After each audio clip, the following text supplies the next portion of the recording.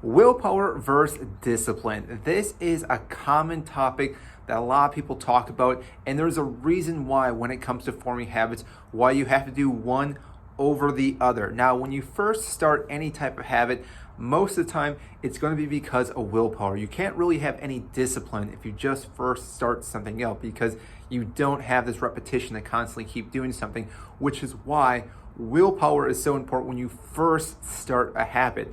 But the thing is that after you do start a habit, you need discipline, and we will talk about that in a second. But going back to willpower, this willpower is kind of driving you first to get things going. Like anything in life, when you first start something, you're going to need some energy, some motivation to get you going, to get started, because most people live in their comfort zone or their comfort bubble, and they never really go past this area. They want to live in this little spot and never push the boundaries. And when you do finally want to do that, you need some type of internal force like your willpower to break through that, to allow you to grow as a person and grow just in general in life.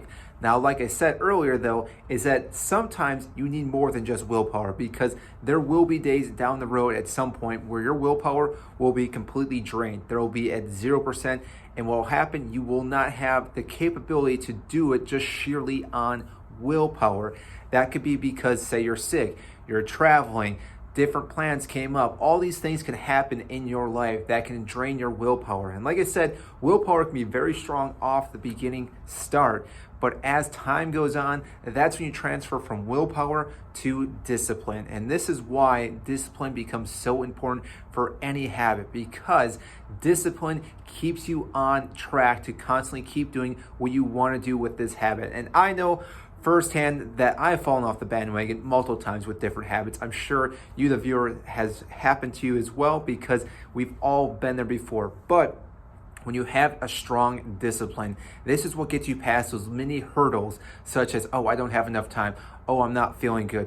Oh, we're actually doing such and such on this day, therefore I'm not going to have time to do it. No, discipline, you actually still carve that time out to do whatever you're trying to do. So whether that is working out, whether that's cleaning your room, doing your homework, calling a friend, doing things that, again, you're trying to improve your life, having the discipline to know when you're going to do that, and just etching that time out in your day makes a huge difference. So each and every single day, you know exactly what your body needs to do. Now, how you improve your discipline, there are a few key ways to do that. And I always talk about this type of triggering type of action, which has been talked about in other videos, not just mine, but people have talked about this before. And in the book Atomic Habit, this was talked about as well, that you want to have these things that almost cue whatever you're trying to do. So for instance, if you're trying to work out, have everything laid out before you start your day. So if you want to go to the gym right away in the morning, before you go to bed, have your gym shoes, your shorts, your socks, your shirt, your underwear, whatever you're going to wear, your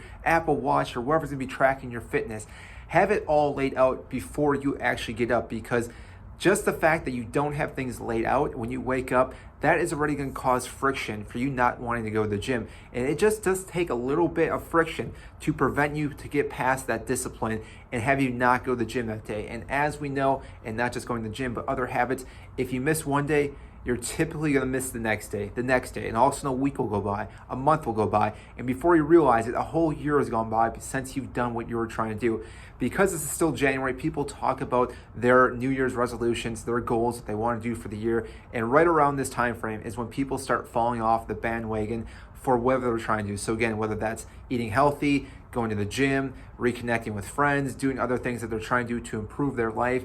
This is why I'm making this video today, because you need to have inset discipline area. So again, what you're trying to do is have these cues that allow you to remember what you're trying to do and kind of get you ready, motivated to keep doing that. Because again, if you have those social cues, that's already having you move forward to do what you want to do, and not actually causing you to push back a little bit, which is what you want to avoid anytime you're trying to do any type of good habit formation. Now, obviously, the other thing could happen with any bad habits. We will talk about that in another video. But the main thing is to reduce as much friction as possible, have discipline, and not rely just sheerly on willpower when it comes to making a habit. So hope you did enjoy this video.